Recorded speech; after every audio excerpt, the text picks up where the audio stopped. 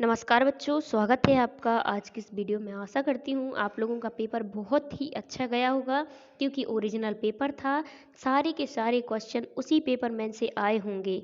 अगर आए हैं तो कमेंट में हाँ ज़रूर बोलें, क्योंकि आपको पता है कि हमने डुप्लीकेट पेपर नहीं, ओरिजिनल पेपर अपलोड किया था। और ऐसे ही आपके जितने भी सब्जेक्ट हैं, सारे सब्जेक्ट के ओरिजिनल पेपर आपको एक दिन पहले मिल जाएंगे और उनके हल भी मिल जाएंगे, जिससे आप अच्छे से रिवीजन करके जाओ और आपको पूरे 60 में से 60 नंबर ज़रूर मिलेंगे, क्योंकि ओरिजिनल पेपर है और पेपर के साथ साथ आपको हल भी मिल रहा है। तो आप अच्छे से करके जाइएगा। देख सकते हैं जैसे कि 17 तारीख को मंगलवार के दिन आपका गणित का पेपर है। तो ओरिजिनल पेपर मैं लेके आ गई हूँ, तो इस पेपर को भी अच्छे से याद करके जाइएगा। पेपर अच्छे से याद करना है, इसके आंसर भी हम बता रहे हैं तो उनको भी अच्छे से याद करना है, ताकि यही के यही क्वेश्चन मिल जाएंगे तो आपसे वहाँ पे अच्छे से बन जाएंगे और आपको पूरे 60 में से 60 नंबर ज़रूर मिलेंगे। ठीक है, ये गणित का पेपर, इसके बाद अंग्रेजी का पेपर रहेगा। तो ऐसे ही जितने 4 पेपर और रहेंगे उनके भी आपको हल मिल जाएंगे। ठीक है बच्चों, और अगर चैनल पर नए हो तो चैनल को सब्सक्राइब जरूर करें, वीडियो को लाइक करें, कमेंट करें, बिना कट किए बिना स्किप किए वीडियो को अंत तक ज़रूर देखें। तो देखते ही बच्चों, गणित का पेपर कक्षा 6वीं का पेपर है और 2024 से 25 के बीच का पेपर है। 2.5 घंटे का आपको टाइम है और 60 अंक, आपको 60 मार्क्स मिलेंगे। कितने मार्क्स मिलेंगे? 60। तो आपको एक भी मार्क्स कम नहीं चाहिए, पूरे में से पूरे लाना है। ठीक है, क्योंकि ओरिजिनल पेपर भी मिल रहा है। इस पेपर को बस अच्छे से याद करके जाइएगा तो पूरे के पूरे मार्क्स आपको मिल जाएंगे। और इस वीडियो के माध्यम से इसका पार्ट 1 बताने जा रही हूँ मैं। नेक्स्ट पार्ट रहेगा पार्ट 2। ओनली पार्ट 2 रहेंगे इसके, 1 और 2, जिनमें आपको सारे क्वेश्चन मिलेंगे और सारे आंसर्स मिल जाएंगे। ठीक है बच्चों, तो बहुविकल्पीय प्रश्न रहेगा जो कि 1 से 5 तक के, तो एक एक अंक पर निर्धारित रहेंगे। जैसे पहला प्रश्न है, एक व्यक्ति के पास रुपया कितने 10,000 रुपये हैं। जैसे कि एक व्यक्ति के पास 10,000 रुपये हैं, वह रुपया 1500 के कपड़े खरीदता है, रुपये 500 के जूते खरीदता है। बताइए उसके पास कितने रुपए शेष बचेंगे। तो कितने रुपए शेष बचेंगे? 8,000 रुपये शेष बचेंगे। कितने बचेंगे बच्चों? क्योंकि 1500 और 500 के जूते ले लिए तो 2,000 कट गए, बचे कितने? 8,000। ठीक है बच्चों, तो 2,000 कट के 8,000 बच गए हैं। जैसे कि देख सकते हैं, आपने देखा होगा कि कितने बच गए हैं? 8,000। तो बी करेक्ट हो जाएगा। दूसरा है, सबसे छोटी पूर्ण संख्या उसकी परवर्ती संख्या का गुणनफल सदैव होता है। कितना होता है बच्चों?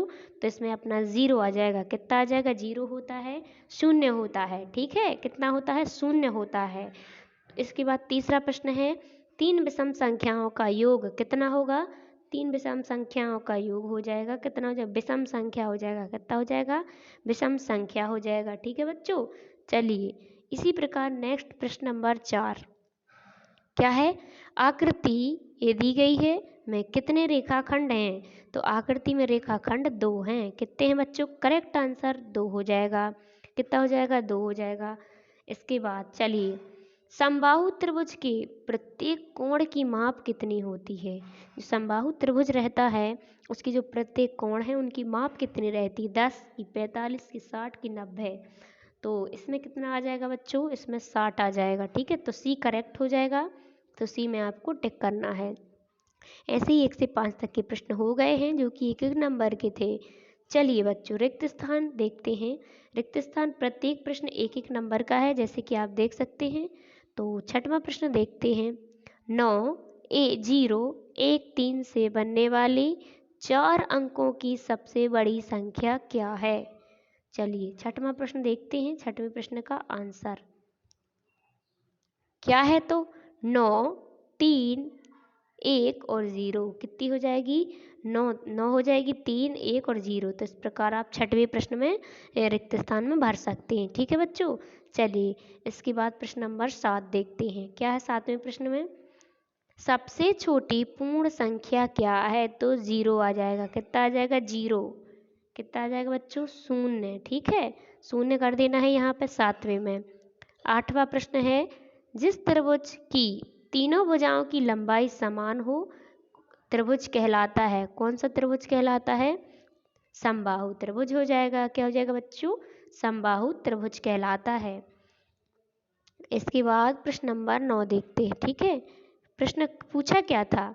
जो जिस त्रिभुज की तीनों भुजाओं की लंबाई समान हो तो समबाहु त्रिभुज कहलाता है। ठीक है, इसी प्रकार प्रश्न नंबर 9, यदि एक त्रिभुज की सभी भुजाएं बराबर हैं तो उसके कोण भी होंगे। क्या होंगे?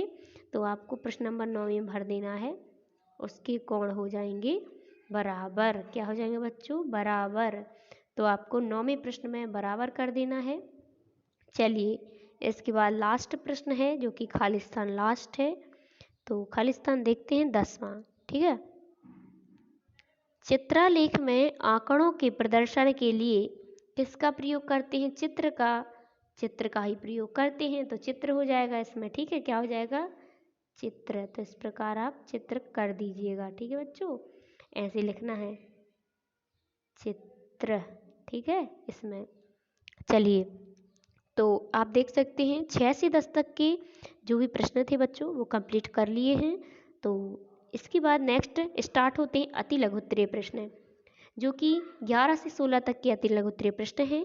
तो निर्देश नीचे दिए गए प्रश्नों को हल कीजिए और प्रत्येक प्रश्न पर 2 अंक मिलेंगे आपको, निर्धारित हैं। ठीक है, 11वां प्रश्न पढ़ते हैं। संख्या रेखा का प्रयोग करके 3+ का मान ज्ञात करना है। तो 3+4 का मान ज्ञात करना है। तो चलिए 11वें का आंसर देखते हैं बच्चों। तो कैसे करना है? इस प्रकार कर देना है आपको, जैसे कि संख्या रेखा आप यहाँ पे देख सकते हैं। तो इस प्रकार बच्चों आप कर दीजिएगा अपनी कॉपी में। इस प्रकार करना है 11वां प्रश्न का उत्तर। ठीक है, तो इसी प्रकार आप कर दीजिएगा। चलिए नेक्स्ट देखते हैं प्रश्न नंबर 12। क्या है? रेखाखंड किसे कहते हैं? 12वें प्रश्न में है रेखाखंड किसे कहते हैं। तो चलिए 12वें प्रश्न का आंसर देखते हैं। यहाँ पे 12वें प्रश्न का आंसर दिया हुआ है। चलिए इसका आंसर क्या हो जाएगा? एक रेखाखंड का वह भाग है जो 2 बिंदुओं के बीच की सीमित होती है। ठीक है, तो इस प्रकार बच्चों आपको लिखना है 12वें का उत्तर। चलिए इसके बाद नेक्स्ट देखते हैं 13वां। जब घड़ी की घंटे वाली सुई 7 से 10 तक पहुंचती है तो वह प्रारंभ से कितनी घूर्णन करती है? तो 13वें का आंसर क्या हो जाएगा? चलिए देखते हैं 13वें प्रश्न में क्या हो जाएगा आंसर? वह प्रारंभ से 60 अंश का घूर्णन करेगी। क्या करेगी? 60 अंश का घूर्णन करेगी। 13वें का उत्तर हो जाएगा। चलिए बच्चों इसके बाद देखते हैं प्रश्न नंबर 14वां। क्या आ जाएगा? प्रतिवर्ती कोण किसे कहते हैं? तो प्रतिवर्ती कोण किसे कहते हैं? चलिए देखते हैं प्रतिवर्ती कोण किसे कहते हैं। जैसे कि आप देख सकते हैं 14वें का आंसर किस प्रकार दिया है।